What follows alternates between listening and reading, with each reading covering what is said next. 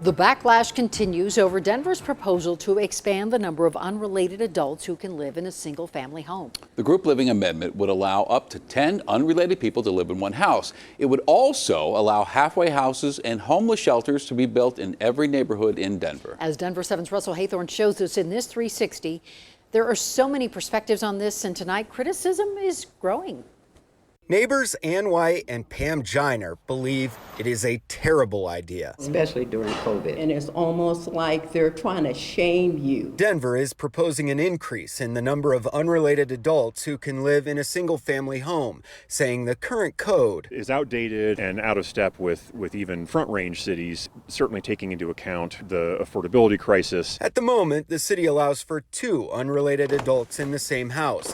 The amendment would allow for 5 unrelated adults in a house under 1,600 square feet, and then for each 200 additional square feet of finished floor area, 1 more unrelated adult would be permitted in those households, to a maximum of 10 in the largest households. 10 unrelated people in a house no bigger than 2,600 square feet. Even at the largest homes that are out here in Montbello, you have no more than 3 bathrooms. The new code would also allow halfway houses, community corrections facilities in every neighborhood in Denver. Move away from singling out certain populations and saying those can only be in industrial areas of the city, and would treat all residential care uses the same. As you can imagine, many neighborhoods have a lot to say about that. Let's start in Montbello, Pam and Ann's neighborhood, which they say already has a problem with too many people living under one roof. You're not helping that situation any. Ann took us around the neighborhood, showcasing a number of homes falling apart, unkempt yards, and too many cars to count. What space do they have? Are they sleeping with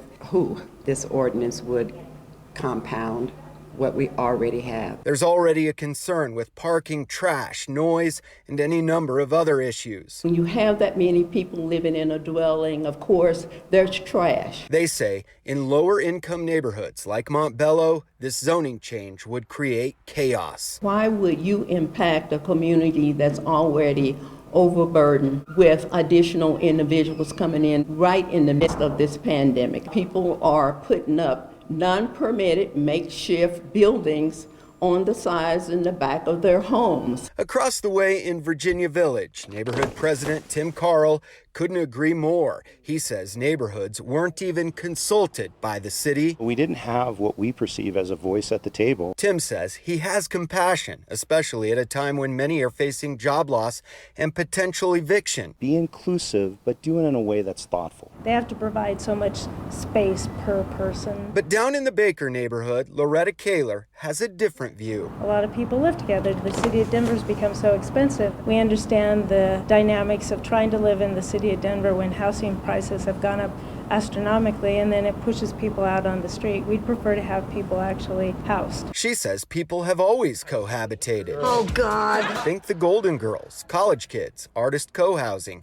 She doesn't believe an amended code would open the floodgates to more of this. She just says it will make what's already happening legal. Talking about the changing dynamics of society. People live in different ways. The city sees it as a clear path to inclusiveness. Senior planner Andrew Webb says just look at other cities like Salt Lake, Phoenix, Kansas City, and Austin. The majority of peer cities that are similar to Denver, allow more or don't regulate that at all. Webb says part of Denver's code dates back all the way to the 1940s, which was obviously a very different time. Top of mind for us is making sure that people have access to flexible, affordable housing options, and that the code isn't telling people that they can't live together. But ask any homeowner if they want 10 unrelated adults living in the house next door, and you're likely to get an earful. You have worked hard to acquire a home and your property. You should be able to age in place without fear. Russell Haythorne,